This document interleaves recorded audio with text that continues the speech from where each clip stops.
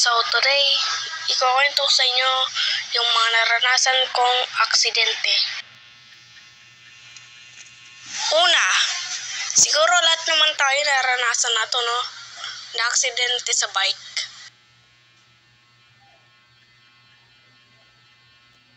Ako kasi dati, nagkakarerahan kami ng mga kalaro sa bike.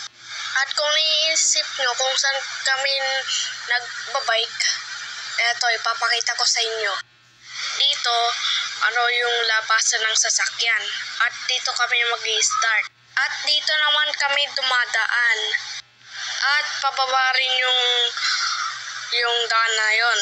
Kaya pag dumadaan kami doon, nag-i-slide kami. At pag babalik naman kami sa start, paakit naman kami. Pwede ka rin naman dumaan dito, kaso lang masikip. At pababa rin yung daan na to.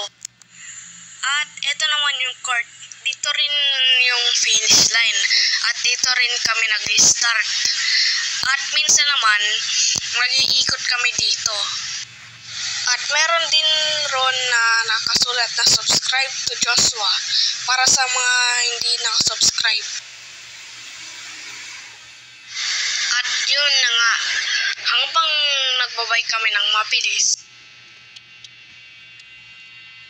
nasa kasaan ko yung nasa harapan ko.